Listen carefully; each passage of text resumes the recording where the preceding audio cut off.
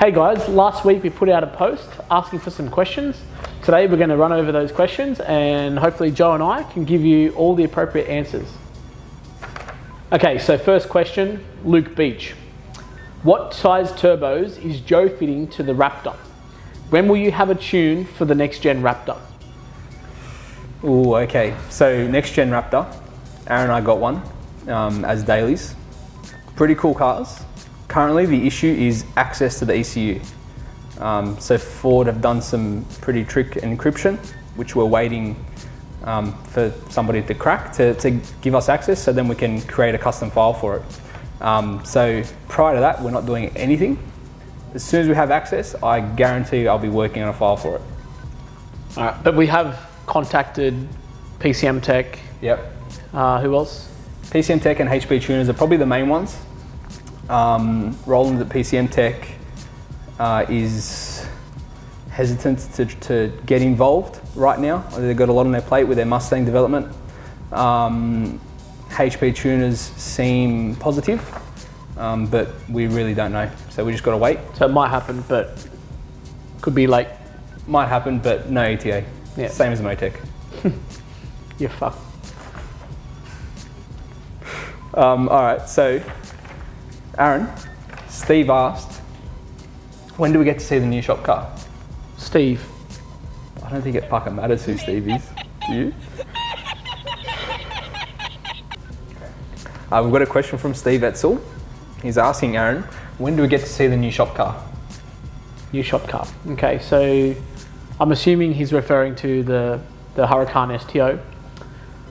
So it's currently getting PPF'd, a clear wrap film by House of Autocare. We expect to see delivery next week. However, modifications won't start until January. So because of Christmas time getting, sort of getting in the way, it's about a 6-week job for us.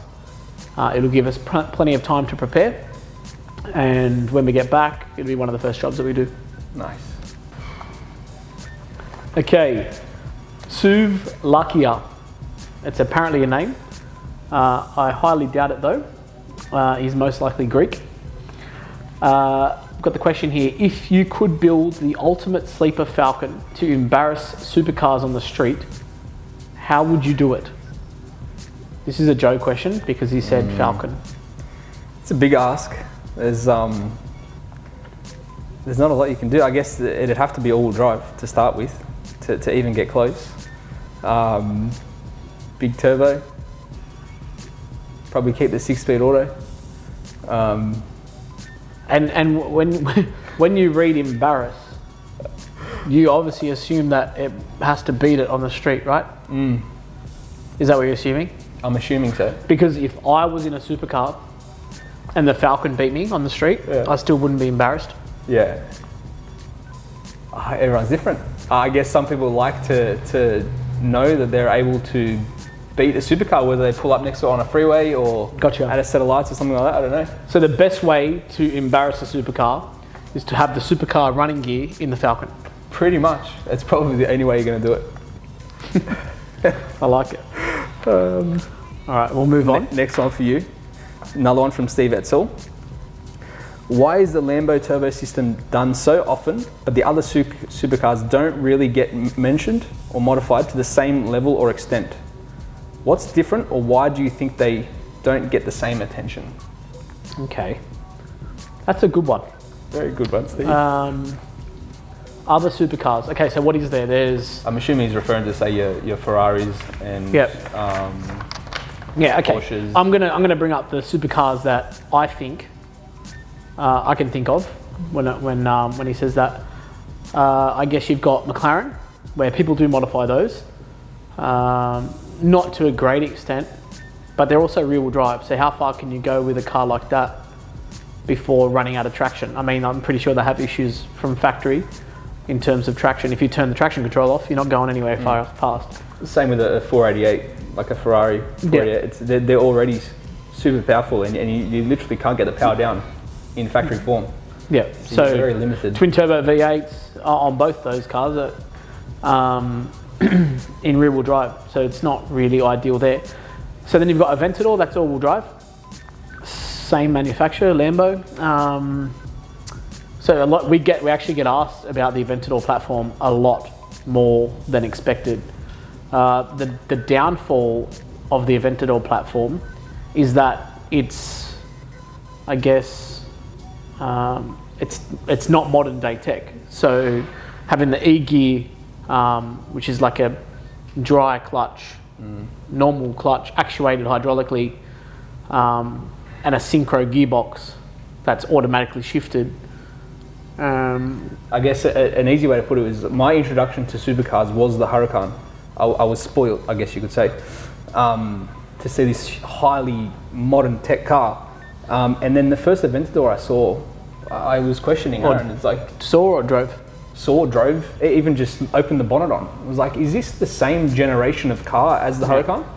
It's even though it's the same year model, it's not. It's the technology inside it is very different. And that's because even getting a 2020 Aventador is the same as getting the first gen Aventador. They haven't updated that, so it's the same generation. But the Aventador has now finished. So that's definitely going to allow for growth on the Aventador successor. So that leads us to a bit of another insight. The Aventador successor that will be coming out in the next couple of years, but it's being announced next year, would most likely be our next R&D car, which is supposed to be a 7-speed dual clutch, V12 normally aspirated, like the current one, but new engine design, with hybrid front assist. So no front diff, no front tail shaft coming out of the transmission. Yeah, it's the future. That's the way. Yeah, that's awesome. So we think that that's going to be the next step from any Huracan owner or Audi R8 owner. Definitely. And we'd love to modify those. So that'll be the next R&D car. But getting back to the original question, why do we think the Lambo platform or Audi R8 V10 platform is so common versus other supercars? I think drive type, being all-wheel drive over rear-wheel drive, is probably the major thing. Another thing is access to ECUs or tunability, I guess you could say. But in that sense, we were a big part of that. So if we didn't push for that car to be, I guess the R&D work to be done by Motec to provide the platform, then we wouldn't have done it.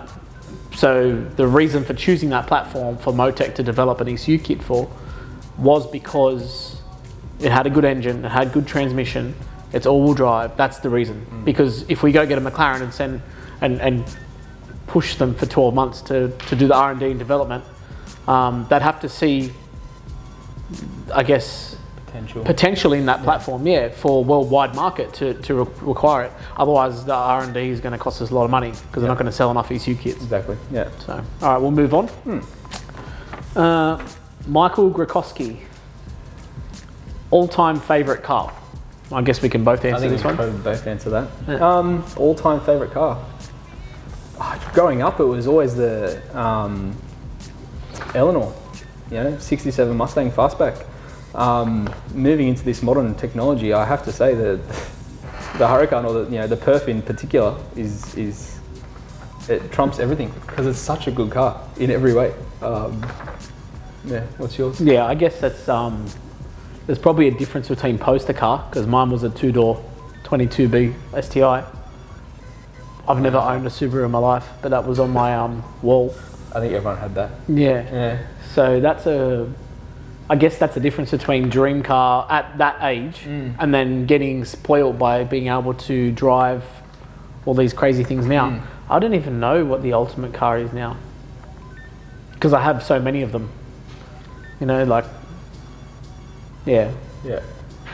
I'd love a 765 McLaren, but not to modify. That's great for track. GT3 RS, the new one, 992, awesome for track. Yeah. To go fast, I think, Performante twin turbo, or the STO twin turbo that we'll be doing. I think that's ultimate. Testarossa, that's another, that's a poster car, right? I'd love to have one sitting in the garage, but would I love driving it? Most likely not. Yeah, probably not. Depends what you're using the car for. So it's a bit hard to all-time favorite car when you're a car guy. It's like, okay, can I give you 30? It's a very hard question. Yeah. Move on. Hamza Heath has asked you, Aaron, will there be a platform for Ferraris? Platform for Ferraris. I'm assuming he's talking about modifying and upgrades, bigger turbos, whatnot. I think we've sort of addressed that. Yeah, look, I think it's not a massive market. It's sort of like exhaust and lowering. And of course we can do that. That sort of goes without saying. We can do that to anything, McLaren, Ferrari, Lambo, it doesn't matter. There are companies overseas that sell turbo upgrade kits. Traction's already a problem. We already sort of spoke about that. Yeah.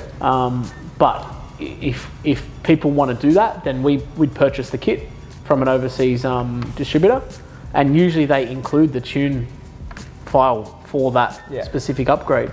So we don't have to develop the ECU tuning platform for it, because I mean, with development, you need a certain amount of market to justify the development. 100%. Yeah. We've spent hundreds and thousands of hours in the Huracan stuff. Yeah. So it's not feasible to do that for multiple models unless the demand's there, which it's not. Yeah. So yes, can we do it? Yes, we can do anything. Just needs to be worth it. Yeah. Can't see that ever being a big market, the Ferrari stuff. And plus Ferrari owners are like, they usually don't want to touch stuff unless it's the young guys. You know what I mean? Yeah, Ferrari jacket, Ferrari hat, Ferrari bed. You know? Yeah. They're not like the Lambo guys. Pretty sure I had an F1 bed growing up. Yeah, F1 bed. Yeah, okay. Interesting. All right, next question. Tom Matthews. How did you get into the industry? Probably another one for both of us. Believe it or not, neither of us are actual qualified mechanics. We both started in different areas. So I was a carpenter by trade, but grew up around cars. So helping dad in the workshop, he had an engine reconditioning workshop going up. Worked on various forms of motorsport growing up, and sort of kept in touch with that as a hobby while doing the carpentry stuff, until that eventually turned into a full-time thing, because I was hiring Aaron's dyno, 3 to 4 times a week, in between doing the carpentry stuff. And he's like, hey, why don't you, buy yourself a dyno and get into a shop? Well, that's a good idea. Yep. Yeah, so as Joe said, neither of us are licensed mechanics, although been working on cars since sort of a young age. And I guess it started for me with, like a hobby on my own vehicles. And I also did sort of engines on other, whether they were stationary machinery and or vehicles. And I guess having a passion for motorsport and racing my own car, breaking it, fixing it, breaking it, fixing it, breaking it, you get really good at doing the same thing over and over. Let me tell you that. What's that? That was an Evo, right? Yeah, that was back in the Evo days. So gives me a bit of anxiety when people want to make 1,000 horsepower. It's like, I don't think you really know what it takes to keep this thing together. So yeah, I guess, and back then it's not with the tech and parts that we have today as well, so it's much harder. Yeah. And I guess from there, I just sort of worked on more mates' cars, and then those mates had mates, and it become a sort of a part-time job, and then became a full-time job. Yeah. A little bit surreal when you think about it. Yeah, it was not planned. I remember tuning a car when I was, say, 17, and thinking, you know what, if I can make a living out of this one day, that'd be like ultimate dream. That'll be goals, you know what I mean? So yeah, to be here and to be doing this, it's pretty cool. Yep. And how is it when you're tuning a car today and you've got a misfire and a intercooler pipe blowing off? How does it feel? Yeah, not the same. It's, that's when you say, I'm living the dream when someone rings you. Living the dream. Definitely. Yeah. Definitely. Nice. Yeah, living the dream. I've got another question here. So from Daniel Garrett or Hans. When is the GT3 RS getting turbos? GT3 RS. Okay, so the GT3 RS is obviously my personal car, not for modifying. Now, not only, it's not that I'm against modifying. I'm against modifying the wrong cars. I'm all for modifying the cars that need it, you know, like the V10 platform, the R35s, Evos, whatever it is. But the 3RS, you don't touch that. That's, you know, you can put exhaust, whatever, suspension, and that's just my circuit fun car. So you really appreciate that car on the track. I didn't understand the whole track or circuit race car thing until I actually got to drive that. On the street, my first thing was, hey, this thing's like, it's got no power. Like, is it all right? But then on the track, I don't think you couldn't use more power. Yeah, like, at some points it's, yeah. I mean, down the main straight, it's like, oh, this feels like it's, but we're also punished with the fact that we're used to watching gears, you know, 4 or 5 gears click in 5 seconds, not 5 seconds per gear. Yeah, so it's not a car that we twin turbo, and to be honest, at GT3 RS, you'd actually devalue the car. And that's another big part of how we choose the platform we, you know, to modify. If we feel like you're buying a car for 400 grand, 300 grand, 500 grand, and then going to modify it, and not only do you lose the money for the modification, but you devalue the car, that for me is not a good market. Hence why Ferrari is probably not a good market, and the Porsche GT car platform is definitely not a good market, because anyone that owns a GT car, they either want it factory or maximum with an exhaust, because that's just the clientele that want those cars. 911 turbo, different story, different clientele. They want to, you know, modify them, more boost, bigger turbos. Yeah. It's just a complete different customer, and it doesn't devalue the car. People will pay the money for the car. Put turbos or a supercharger on a 3RS, you're not going to get a factory car money back. So you've lost everything you've put into it and devalued the car. So I agree. Yeah, so that's not going to happen. Question, what have we got here? Andrew Kerr, what's your favourite car to come out of your workshop? You've probably already said this in the previous. Yeah, I think PR Bull is the favourite car. It's the soft spot. Yeah. Not only for you, but for me also, as the OG car. And we spent a lot of time with it. Yeah, and I got to drive it quite a lot. Probably more than me. Yeah. In saying that, like, we do a lot of cool stuff. Tony's Purple Huracan is also another amazing example of a car. You know, people don't realise 2,000 horsepower. It's not normal.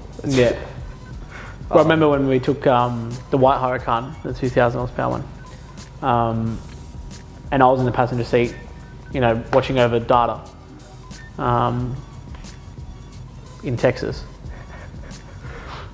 At the end of the pool, we basically just looked at each other and like... I said stop. Yeah. I have to say stop, because I don't know if he knows when to stop sometimes. And I mean, the pool was, I think we actually checked the data log, I think it was like 3.5 seconds. And it went from about 50 or 60 Ks. And I don't know. From first to fifth, I think it was, yeah. Yeah, it was well over 200 Ks.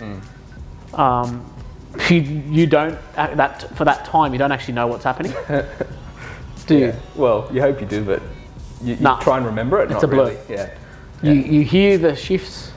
I mean, I've taken you up test drives, and I'm like, oh, what did it do on the shift? And you're like, did it shift? And I'm like, of course, we pulled 3 gears. Yeah. So that is that 3.5 seconds there is a blur. All you know is hang the. It's quick. That's quick. Yeah. So it's mental. So favorite car coming in the workshop though. I'm still going to say PR Bull. Yeah, that's my favorite too. All right. So the next question is from @Foodie. Haltech or Motec, Aaron? Oh, this is a question for me. Haltech or Motec? I can both answer. Yeah, okay, so, well, obviously, there's a market for both, right? They're both fairly big companies worldwide. And I mean, there's other companies as well, like Link, Microtech, Mtron, another good brand. So there's clearly a market if those companies are still up and running and big enough. And we're a dealer of most products as well. So, yeah, but I guess we've always got a preference. There's something to everything. Like the Haltech plug and plays in the Falcons are great. Yeah. Especially for the ZF control, the safeties and whatnot when we add our sensor kits and everything. And you're happy with the way all that works? And yeah, very, very user friendly. Traction control. Set up my own traction control style of system, which seems to be working as best as it can in a rear-wheel drive high-powered car. Yep. Yeah, I agree. I think that every brand has its own place in the market. But my preference is if the thing can take a Motec, if we can put a Motec in it, that's what I'm going to be using. It's my preferred choice. And that's, I mean, I feel like it's the highest end product, you know. I guess with some things you probably should shop by price. And realistically, the price difference isn't that much anyway. So I would definitely use Motec whenever I can. But obviously those other products are great for the plugins, and it just keeps the overall cost down, and it still works, functions, it does the job. Yep, so exactly. I guess that answers that one. What have we got for you?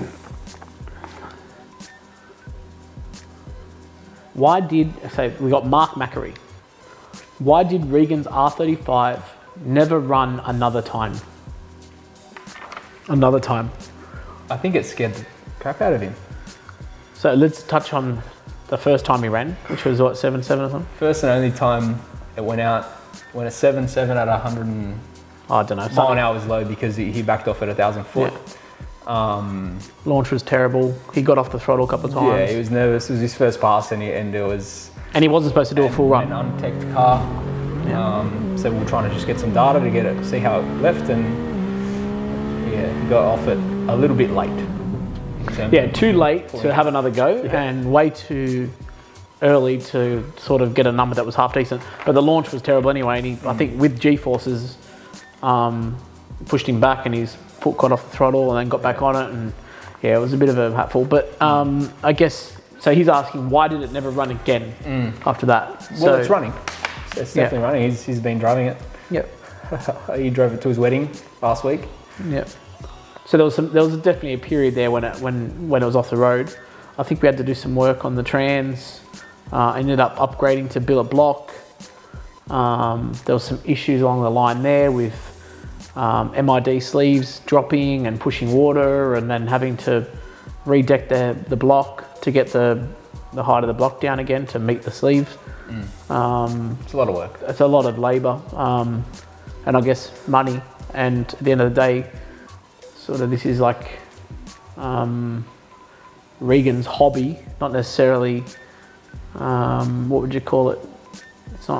Doesn't make him any money, so it's not something that's at the forefront of his mind to go and dump money on every month. So sort of happened slowly.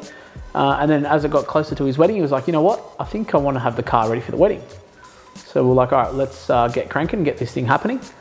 And then after the wedding, it's race time.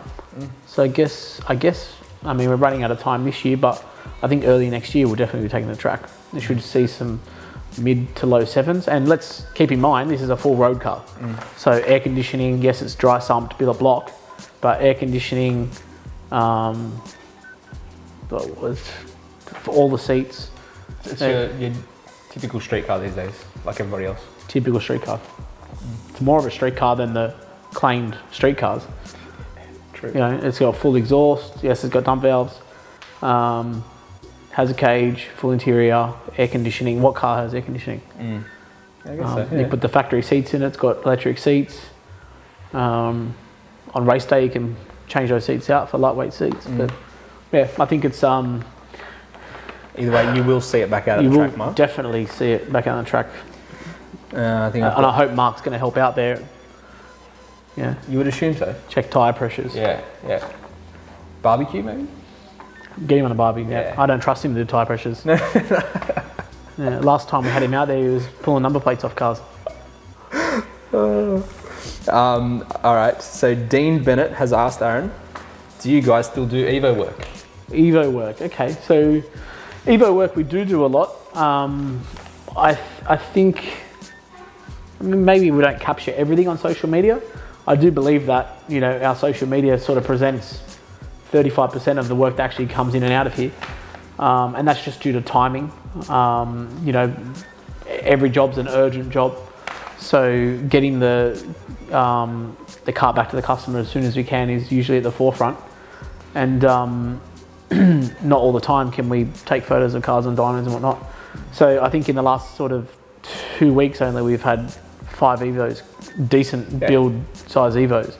Go out of the shop. A few Evos here at a time. Yeah, you'll never come to the shop and not have a couple of Evos here, or even a few. Yeah, there's always. So that's a big yes, we do.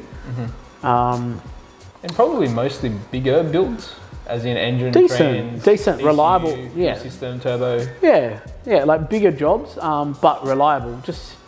Just because it's not 1,200-1,300 horsepower doesn't mean it's a big job in terms of the entire setup. That's what I meant. Yeah. Whereas a lot of the bigger shops now that sort of are predominantly doing the big Evos, I guess seem to look like they're doing more because we're spending a lot more of our R&D time on the other platforms. But I guess the answer is yes, we still do Evos. And if you want to make 1,200 horsepower, yes, we can do it. But I'm going to sit you down and try and talk you out of it. Yeah, unless you want a budget, you know, 100 grand a year on. Big budget. It would be fun though. I think I'd love to drive. Oh, it's fun. Quick Evo. Yeah. Is it as fun as a V10? Or R35? It's different. I imagine, I haven't driven one, so I imagine it would be different. Yeah. Agile. So if you had 250 grand, because the car plus the build? No, hands down going on an R8, there's no question about that. Okay. But it'd be fun to drive. Yeah. But if you had the R8 already, then it'd be fun. Yeah. Or if someone gave you the keys, that's when you really enjoy it. If Koval ever said, hey, take it for a lap, I'm in it. You're in it. You're driving it. Yeah. Koval. You're still trying to beat me. There's one for the blooper. No, we're keeping it. Yeah, we're keeping it. I think Koval. I think they went out the other night, didn't they? 8 something. A couple months ago. It was in the 8s, yeah. 880 something. Nitrous? I'm not sure. Probably. Sequential. Yep. All the tech. I can't remember my H pattern days. Yeah. All right. Koval didn't write anything on here, so we'll get off topic there. Would you... Okay. Keenan Oskay. Would you start a YouTube channel? It's very hard. What we're doing now is very hard.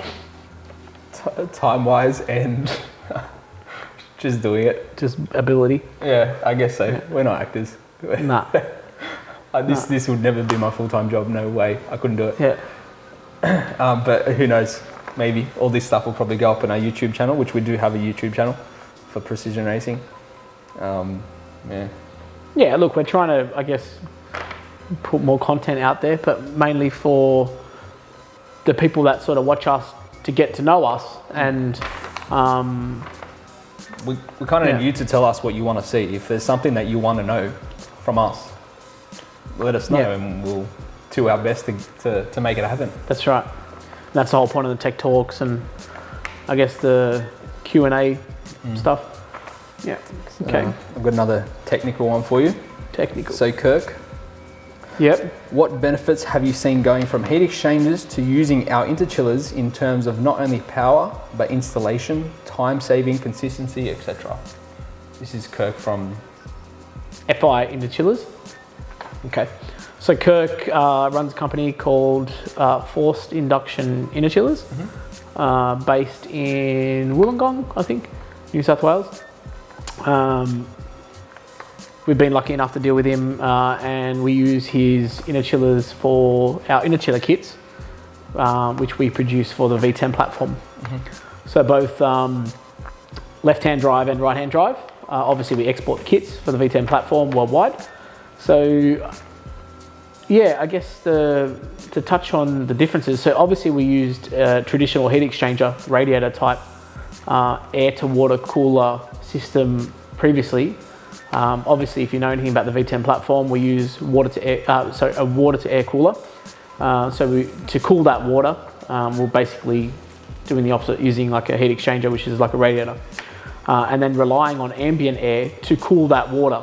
So if the water's say 40 degrees Celsius or 50 degrees Celsius, you're trying to cool it down with whatever ambient temp. So say you've only got like a 20-degree difference between ambient and water temp, you're going to get a small benefit of change in that water temp. What the interchiller does is uses the AC gas system and we run water through this interchiller, which cools down the water significantly. We've sort of measured, I mean, he's reported sort of in, you know, minus 10 degrees in water temp. I think the lowest we got down to on the V10 platform is close to 0. It was the lowest we've seen on a car on the dyno. Yeah. Actual water temp. So that was us trying to make it as cool as possible. With the obviously with the engine running, right? Yeah. So there's heat soak into the intercoolers. Yeah. Then you've always got the water passing through the intercoolers, so it's warming up as it's trying to cool down. If you had like an electric compressor and the engine wasn't running, then that's going to get much colder. But that's not real life. But yeah, so I'd say the difference in water temp would be from before to now would have to be, I reckon, on a hot day, it's 70 degrees. It's on a hot day. The whole air to water heat exchanger is a massive heat soak, and once it's hot, we were struggling to cool it back down. Yeah. So, for example, when we took PR Bull to the track for the very first and only time, it was a hotter day. Yeah. And the car was. It would have been late, high 37 Celsius. That car was seeing intake air temps of, say, at the start of the run or thereabouts, it was like the 40-degree mark. By the end of the run, it was touching 90 degrees. Yeah, Celsius. Pulling ignition timing and all sorts of stuff. Yeah. So that was nowhere near its full potential. However, now with the interchiller setup, yeah, you're sort of like... We don't see any negative ignition based on air intake temps at all. Oh, so you'll see like a, you know, say a 25-degree air intake temp jump on a set of turbochargers that are maxed out. So... Yeah.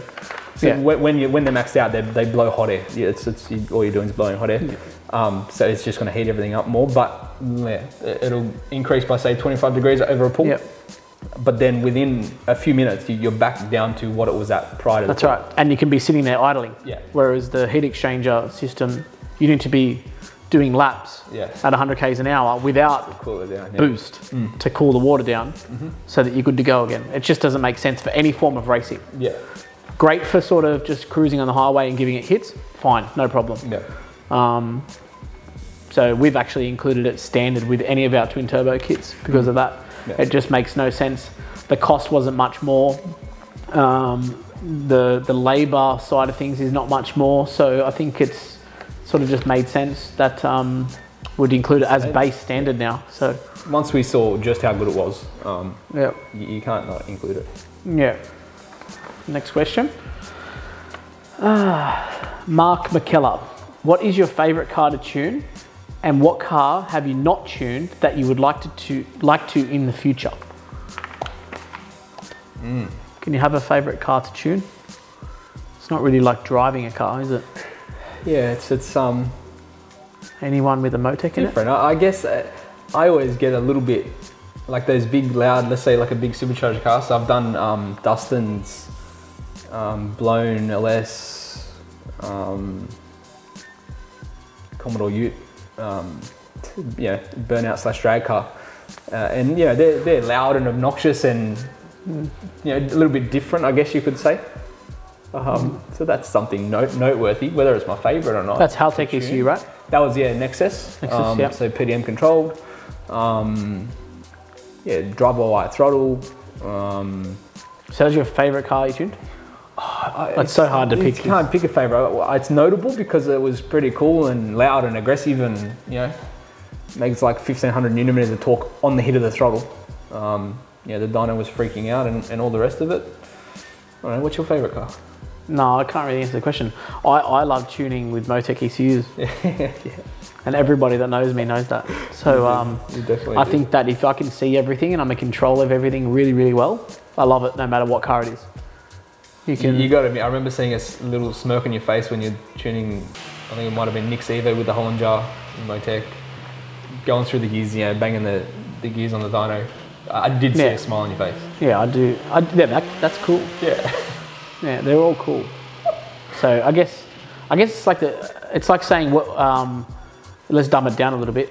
What's your most favourite bolt that you've done up? Yeah. You know what I mean? Like, was it with a spanner or was it with a snap-on digital torque wrench? Yeah. Well. That's how I look at it. It's not so bad when you're using a nice tool. So that's where I What's something you would like to tune? would like to. That was the question. Would like to tune. I don't know. V12 twin turbo.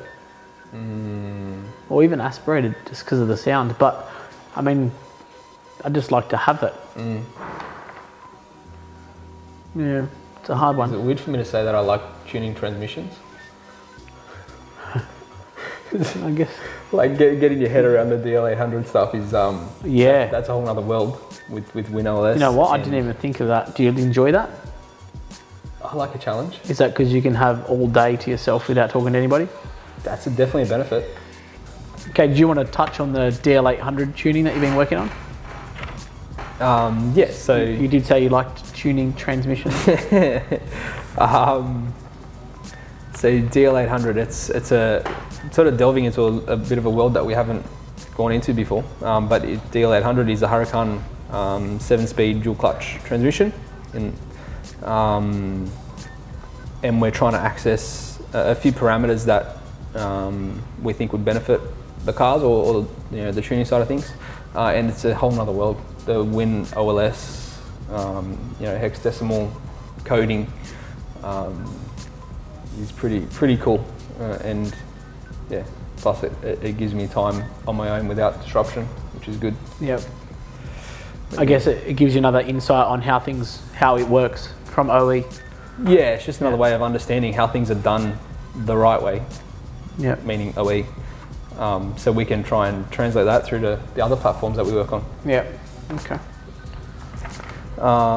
So Bory Oak has asked Aaron, when's the Evo coming back? When's the Evo coming back?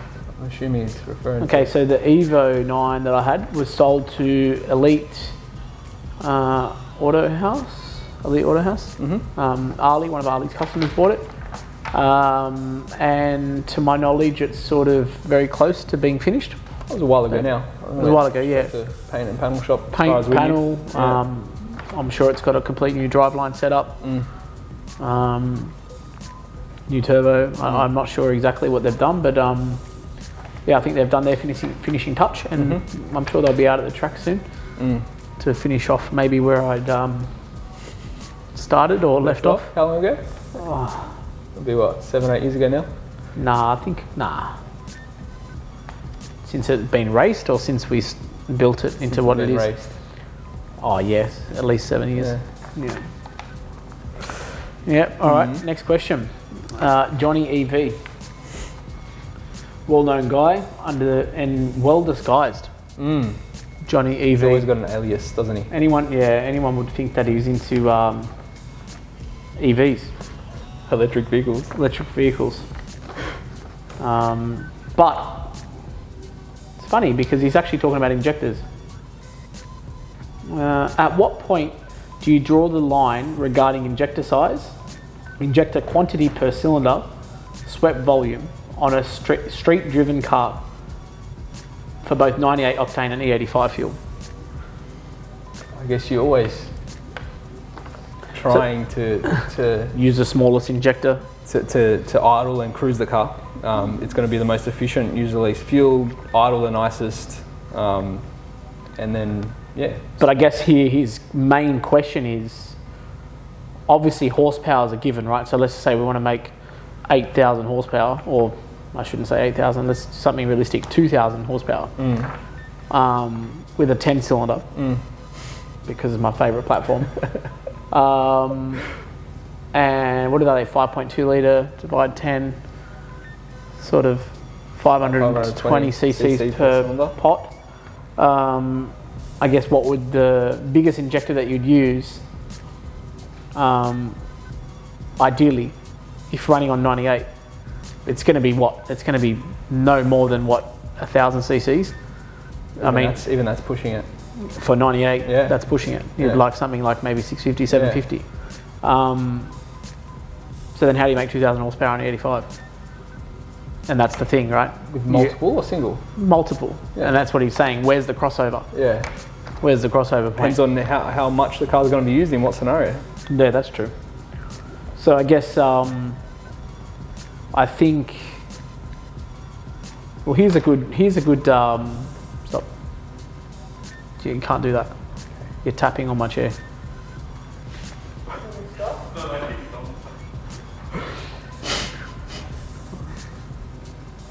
I'll fucking knock you out.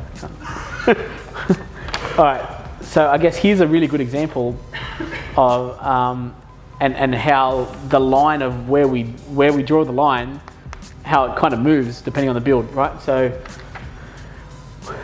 we'll go, let's just say R35 GTR PR6. We'll go 1,000cc injectors. On 98, the car will max out turbos at about 370 kilowatts, 380 kilowatts, and on E85, we'll max out the turbos at about 430 kilowatts. The injectors are good for, sort of 500 kilowatts on E85. So the injectors are big enough for both. And then we go to our PR12 and we run secondary injectors. So we run an inlet manifold that allows for another 6 injectors. And we put the stock injectors back in the primaries. And then we run large injectors. Yeah. Like either an ID 2600 or ID 2000 back in the day. Even ID 1700 in the secondaries. So I guess the difference is there, we're getting all that response back that we really liked. Great idle quality, throttle blip is nice, throttle response is good. But we couldn't do that with the stock car because we don't have the chance to upgrade the inlet manifold and go secondary. It's not efficient. I guess it's in terms of cost. Probably more determined by the customer's budget and use. Yeah, so but if someone said to me, hey, I want a PR6, so it's just full bolt-ons, no built engine, no turbo upgrade, and he goes, I want you to run an additional 6 injectors so I can continue running my stock injectors in the primaries. I'd be like, you're crazy. There's no need. Why would you spend 25 grand on an inlet manifold, fuel lines, injectors, for something I'm going to give you that's not far off the OE anyway? Yeah. So I guess that line is sort of depends on the vehicle, what it's used for. And lucky with the V10 stuff, we're using the stock primaries because it's DI.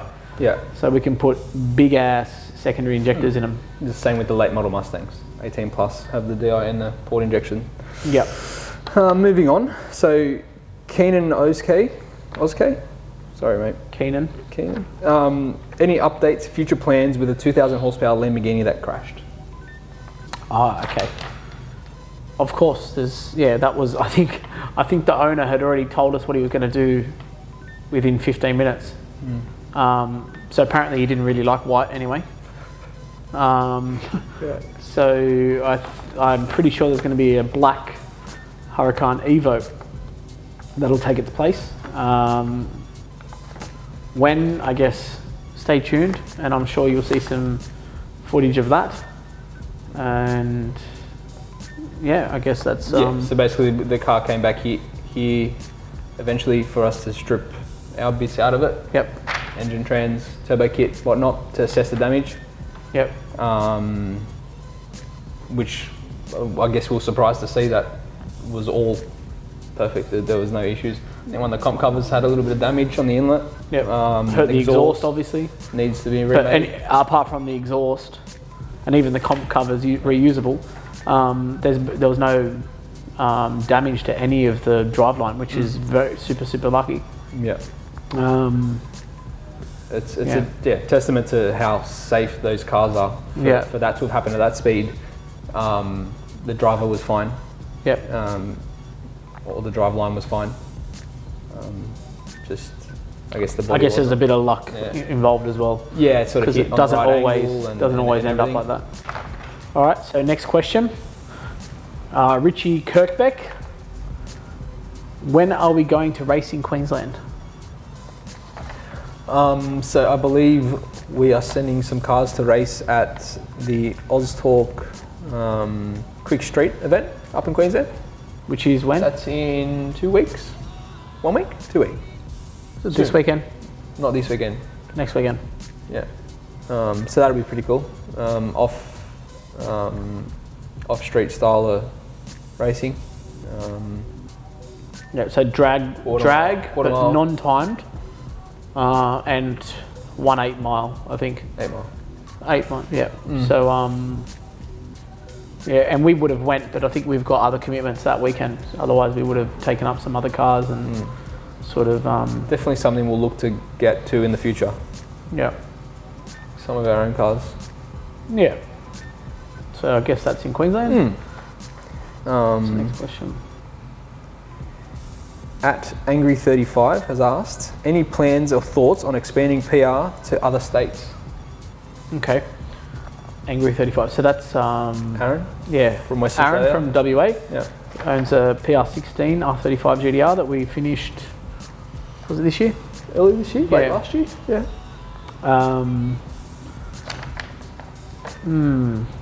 We've thought about it. Yeah, definitely thought about it. We have spoken about it. The problem is controlling what sort of leaves the shop, which seems to be the hardest thing. I mean, it's hard even when you're sort of directly involved with each car that we work on.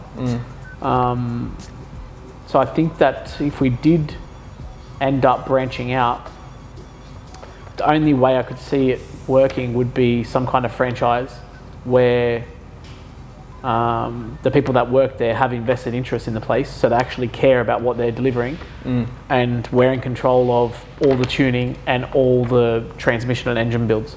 Yeah. So they're essentially a parts fitter, mechanic, and someone who has obviously top tier quality OCD. Yeah. Yeah, because at the end of the day, if we put our engines in cars and they're misused or things aren't done correctly, then it sort of deteriorates our name. Yeah. Yeah. It's hard. I guess I'm sure he's asking for support wise or whatever, but we support all our interstate customers. Yeah, as much as possible. Yeah. And we know obviously workshops in different states sort of that we deal with already. So if we do need someone to check out something mechanically, we send them to one of our preferred shops. So yeah, look, I think for I guess new customers who think, I don't want to really send my car interstate,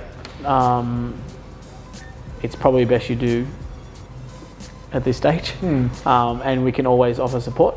Yeah. It'd be nice. But from a business perspective, in the I guess perfect world, it would be great to do the franchise thing and us control everything. But I feel like it'd be a lot more work and stress on to our keep plates everything already. sort of prim and proper. Definitely. So next question is Instagram at Vlad Stankovic. Vlad Stankovic. You know him? Yep. When can we make Falcons all drive to compete? Compete, full stop. Compete. Not compete with anything in particular. So I think there are a handful out there already. We haven't built or tuned any. It would be cool if somebody has the budget or wants to go down that route. Cool. But it'd be a huge cost to do something like that. I'm not sure whether it'd be worth it given the weight of You the just car. buy a territory, or are they heavier? Yeah, territories are quite a bit heavier.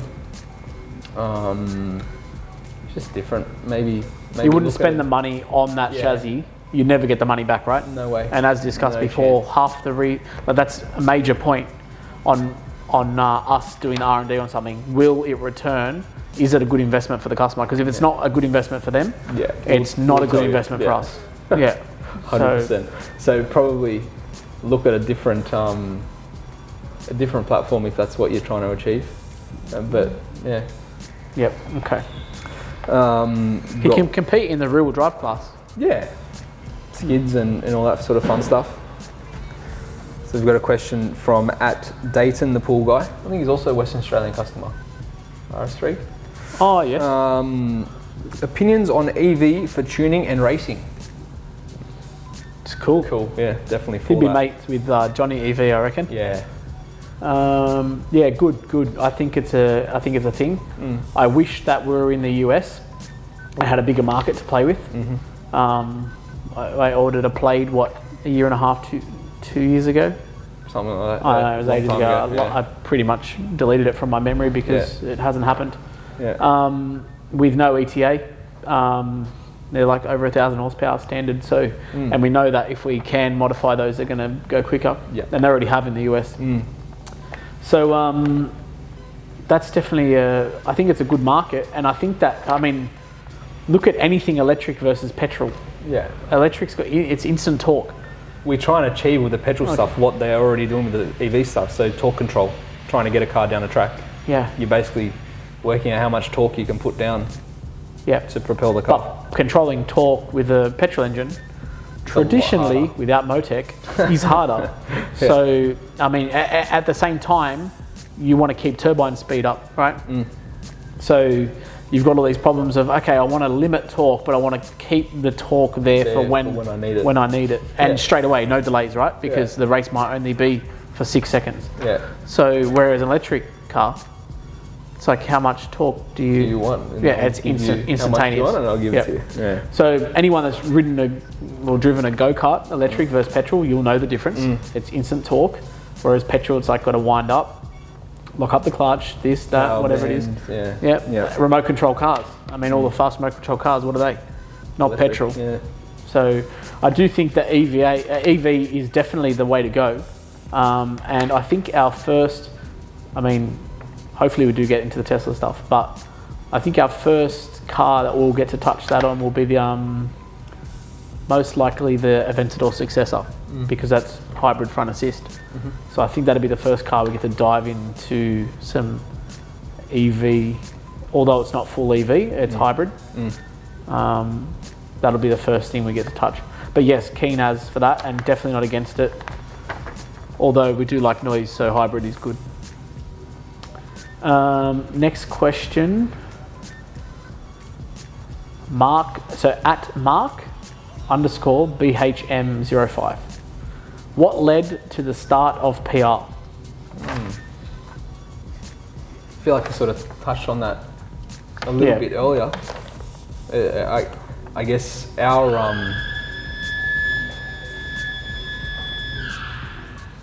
So fire drill. So it's actually the lunch bell. Pack up bell, Yeah. So yeah, we touched on this a little bit earlier. I guess our relationship started when I needed a dyno to hire and use. And I think even one of my customers reached out to you rather than myself. Yeah. And because you don't like talking to people? Yeah, I don't like people. It's getting worse as I'm getting older as well. Don't lie, because I hear you on the phone and it drags out. And that's true. Yeah, so it started there. I hired Aaron's dyno once. That was with Sly 310 back in the day. And then, it started just getting more and more. I got to a point where I was bringing 4 or 5 cars a week to his shop to tune them and then take them back to where I was doing the work. And Aaron was moving shop. He already purchased another workshop, this facility. And then I was going to take over his old facility. And then the new facility ended up taking a lot longer to get approvals and finish and whatnot. So he's like, hey, just, if you move in there, I ordered a dyno. He thought it'd be a great idea for me to just order a dyno and it'll all work out. Yeah, well, I did think that, I think I gave us, what did we give ourselves, 6 months or something? Yeah. But it was the first time getting DAs and all that kind of stuff through council, and that was a bit of a surprise. So yeah. But he made it work. My dyno arrived. I'm like, hey, so mainline have my dyno ready. How are you going? And he was nowhere near ready to move out of his shop. Yeah, I was like, can you use it in your driveway? I can't really set that up in my dad's driveway. Yeah. So he offered me the new place to sort of use a corner of it while we build the rest of it, and set up one hoist. So you had a hoist there as well. Yeah, and then I guess I think what led to it was me sort of struggling at the time with the amount of workload that we had, and how much work I would do, and knew that to make the new facility work to the best possible I guess outcome would be I'd need somebody else involved. The amount of, I get, not only from a financial point of view, but the size and ideas that you had and looking to grow and make things bigger, there's only one way to do that. Yeah, you can't do it by yourself. Not at this sort of size, you can't do it by yourself. And you'd always joke, it's like, so when are you going to come to the 18? Did I say that? I thought, yeah, multiple times. Oh, because I am the 18. He's the 18. Only because of my name. Yeah. Yeah. AA rock. Yeah. Yeah, so I'll do that. You just make little jokes here and there and you see how they react, right? You must have... It worked, whatever it did work. Yeah. Yeah. So I guess that led to the start of PR. Are you happy? Yeah, definitely. I said multiple times. If you go back years ago, would you ever think that you'd be here today? No, no way. Probably not even 10% of where we're at. Yeah. In terms of the cars that we get to work on. It's not even, I mean, I had obviously the foresight of what I wanted to do, but then making it actually happen is usually harder. So it is still a bit surreal. 100%. We're lucky, very lucky. Very. Your question? Yeah, so I've got one here from @Braith Wilson. This is a bit of a stab, but will Plannb ever see the streets? Oh, I hope so. Plannb. It did see the streets for a bit. It was on the street, and then he decided to pull it apart again. Yeah, he has this. You know when somebody just needs to touch stuff. Like it's like, as soon as they finish something, it's like they've got to think of the next thing to do. It's like they get bored. In hindsight, he did. The only reason he really pulled it off the road was because he had a friend. I guess offer him his gearbox for sale. Let's just say he had a deal fall through. Yeah. Anyway, so, and also a good guy, customer of ours. And he was adamant that he was going to sell Hollinger and the whole drive, and it worked out like a pretty good deal. Like Michael was going to get a really good deal, and I think Michael sort of jumped on it and made decisions to sell his stuff prior to actually locking in the other deal. But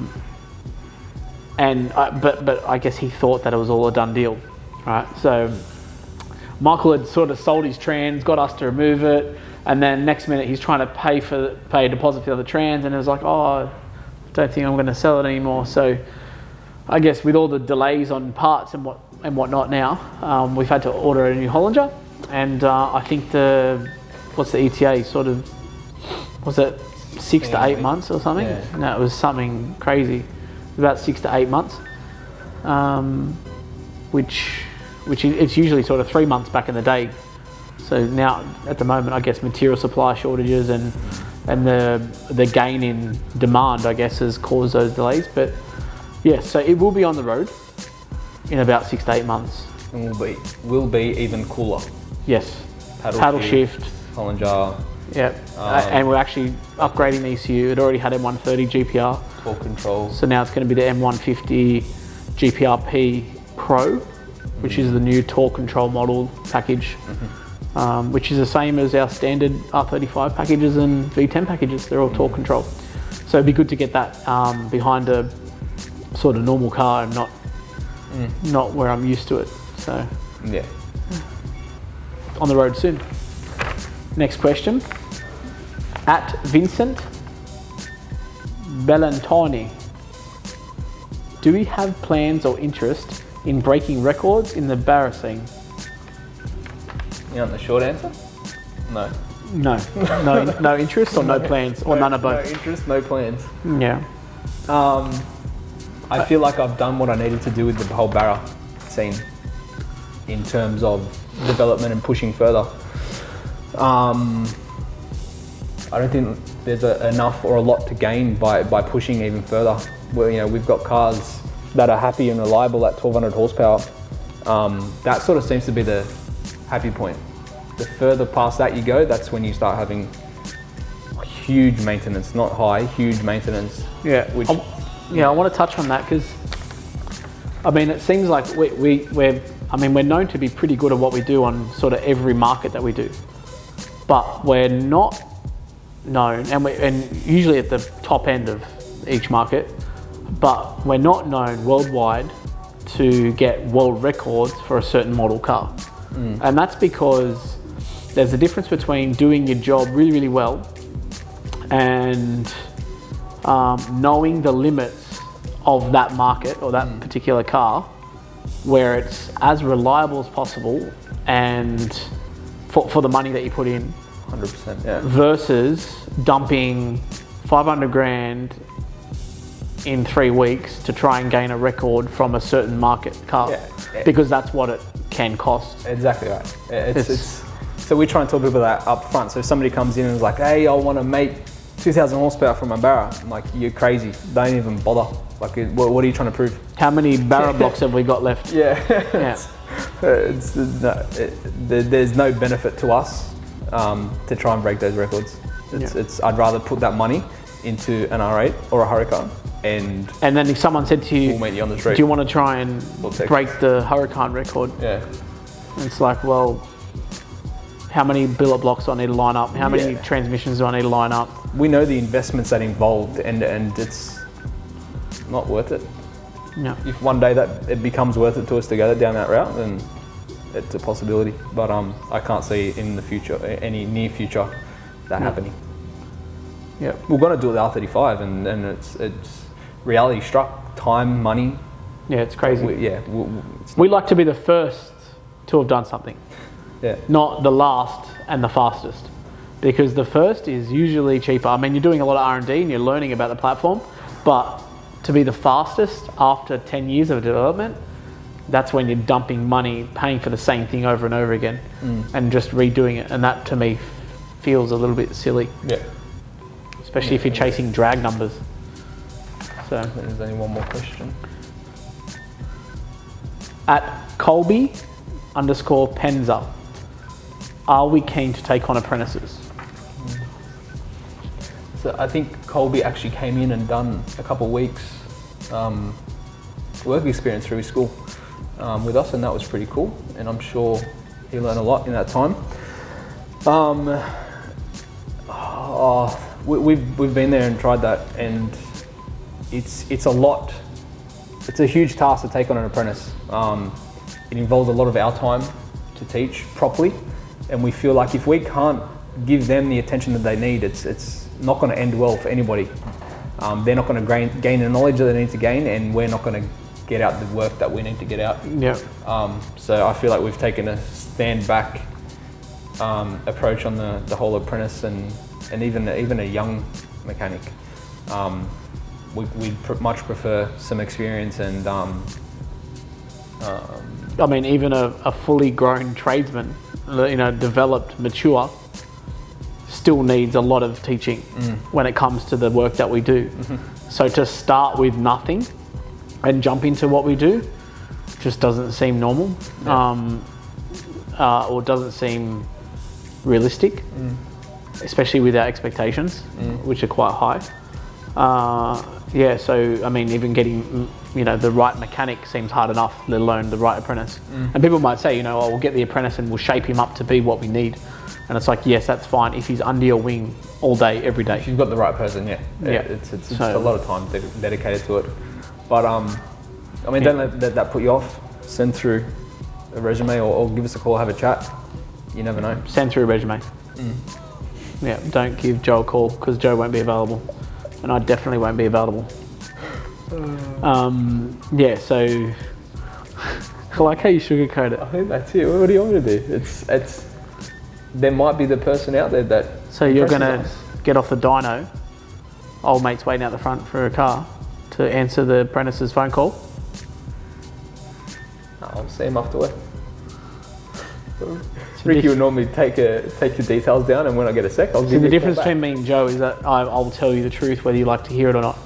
And Joe doesn't mean I'm not telling you the Joe will truth. tell you, just ring me on a Sunday and I'll talk to you about whether you want to do an apprenticeship or not. But then he won't answer your phone call. So get your hopes up. That's not true. Send an email. I don't give my number out, so I can't not answer you. No apprentices. Right. Excellent tradesmen only. Need to apply. But we're not really looking for any tradesmen. Right? No, I think the team we have at the moment is pretty perfect. They're good. Like They're very we're good. happy Yeah. with where we are Yeah.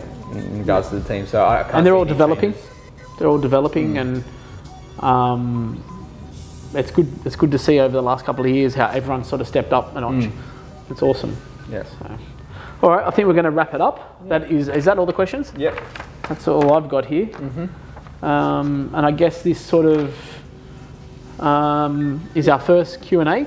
Yeah. And if you would like to see more, and if you're happy or if this sparked any other questions, write them down in the response. I guess we'll look at the comments on this video after it's posted and use the questions in that one to potentially make another one. So leave ideas for tech talks and stuff like that as well, if that's what you want to see. If you want to see us talking about things, or tell us what you want to see. If you want to see a walk around of the workshop or something like that, let us know. Yeah, we'll do our best to make it happen. Yep. Sounds good. Thank you. That's a wrap. Done.